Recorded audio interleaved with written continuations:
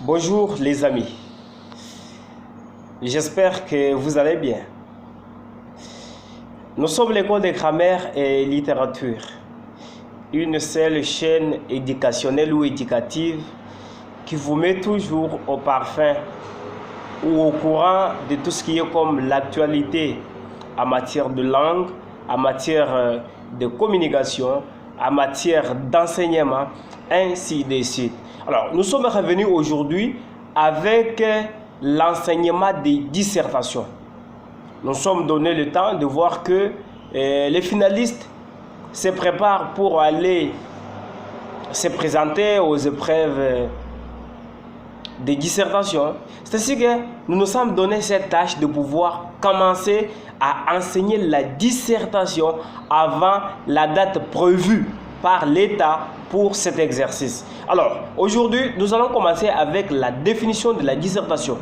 Qu'entend-on par la dissertation? C'est quoi la dissertation réellement?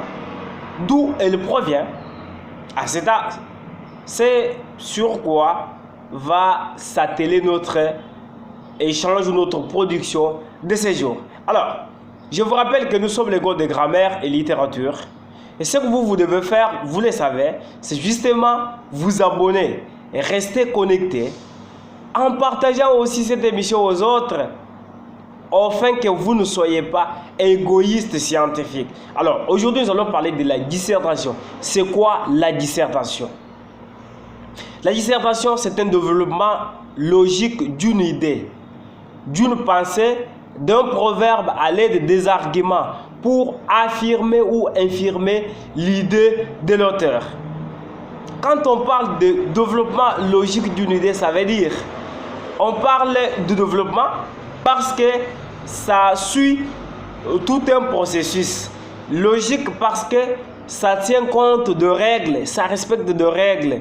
Vous n'allez pas disserter un sujet comme si vous fumerez du chanvre, comme si vous fumerez des cigarettes. Vous devez tenir compte de certaines règles pour pouvoir disserter. Raison pour laquelle on appelle ça développement logique d'une idée. Vous ne pouvez pas développer de n'importe quelle manière, mais vous devez tenir compte de certaines règles. Si vous ne maîtrisez aucune règle de la dissertation, alors ne vous hasardez pas à écrire, ne vous hasardez pas à vous mettre au devant d'un sujet de dissertation pour pouvoir en faire. Développement logique d'une idée ou d'une pensée à l'aide de deux arguments pour infirmer ou affirmer l'idée de l'auteur. Ça veut dire, vous n'allez pas disserter, vous n'allez pas développer de manière logique cette idée-là sans avoir des arguments. Vous devez avoir des arguments. C'est justement ce que vous demande d'avoir, votre richesse. Si vous n'avez pas d'arguments, c'est inutile. Vous n'aurez pas d'autant de pouvoir développer de manière logique un sujet de dissertation. Et quand on vous dit, c'est justement pour affirmer ou infirmer l'idée de l'auteur. Affirmer, c'est justement vous appuyer à ce qui est l'idée de l'auteur. Dire oui et dire que non, l'auteur a raison de dire ce qu'il est en train de dire.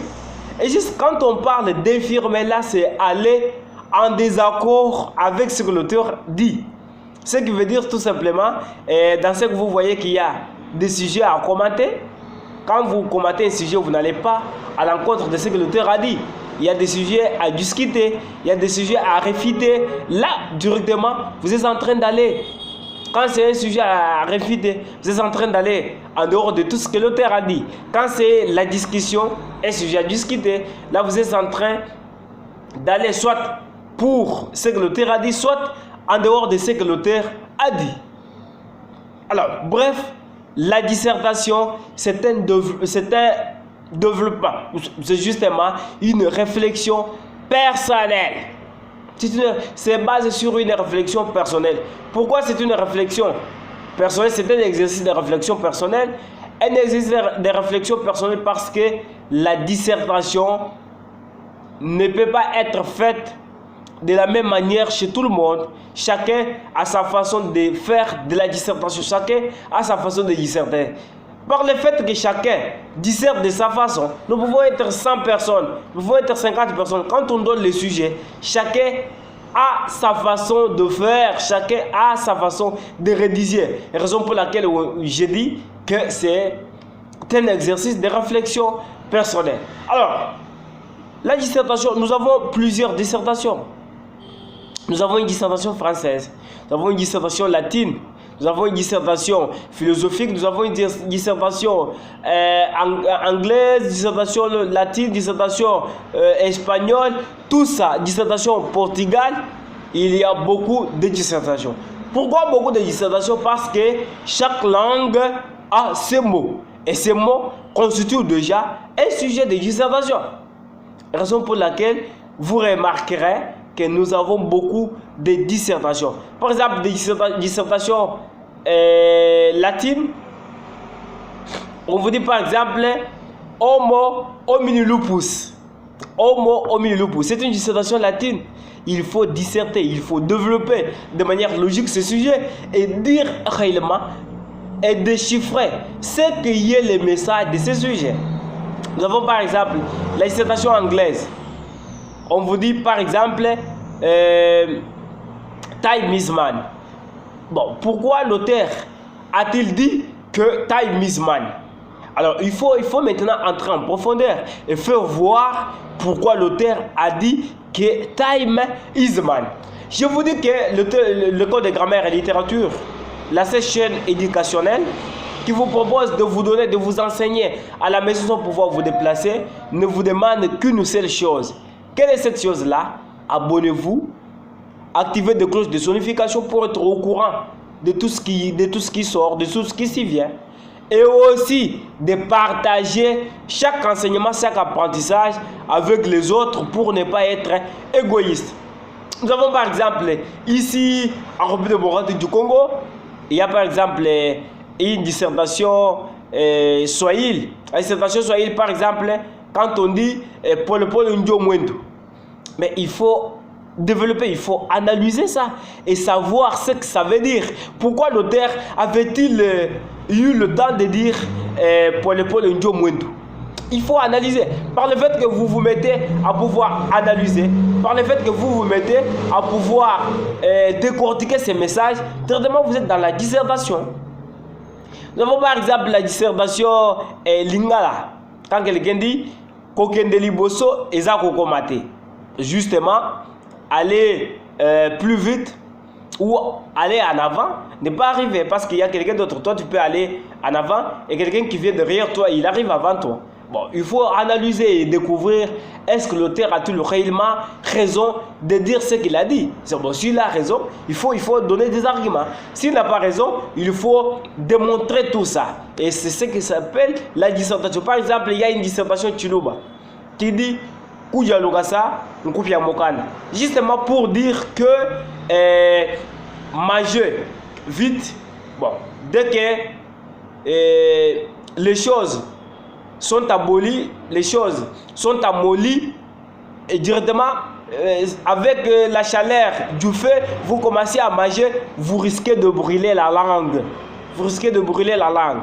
Alors c'est un sujet de dissertation, mais il faut entrer maintenant en profondeur pour découvrir et voir comment l'auteur est-il parvenu à écrire ce sujet. Est-ce que réellement il avait raison de le dire, il avait raison d'écrire ça? C'est un sujet, il faut voir. Alors, des sujets de dissertation découlent de partout. Les sujets de dissertation viennent dans beaucoup de domaines. Par exemple, la religion, la morale, la politique, la philosophie, la science, la littérature, le beaux-arts, ainsi de suite. C'est la raison pour laquelle, à chaque fois qu'il y a épreuve de dissertation, il y a toujours des sujets dans beaucoup de domaines. Il y a l'industrie, le commerce, le mine. Tout ça, ce sont des domaines dans lesquels on peut trouver des sujets de dissertation. Même quand vous allez à cette épreuve, vous pouvez trouver un sujet qui a comme domaine le commerce, qui a comme domaine, par exemple, les sociales, qui a comme domaine la politique, qui a comme domaine la science et tout ça. Maintenant, pour en découvrir, pour bien disserter, qu'est-ce qu'il faut? Il faut maintenant apprendre des règles avec nous dans les cours de grammaire et littérature. Alors, nous nous mettons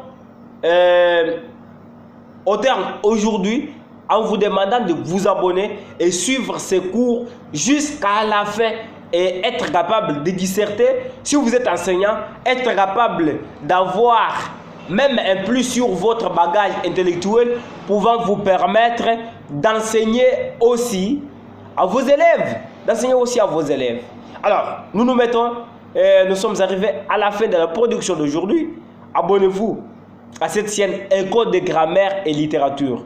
Faites connaître la chaîne aux autres pourvu que vous ne soyez pas égoïste. Mais partagez aussi, commentez et dire si réellement nous avons menti. Si réellement nous avons dit ce qui n'est pas d'accord, ce qui n'est pas réel, dites-nous et nous allons vous donner des raisons. Parce que nous, c'est la recherche. Nous, c'est les domaines de recherche. Alors, restez bien, portez-vous bien et à demain dans une nouvelle production où nous allons parler maintenant des sortes de dissertations. Merci.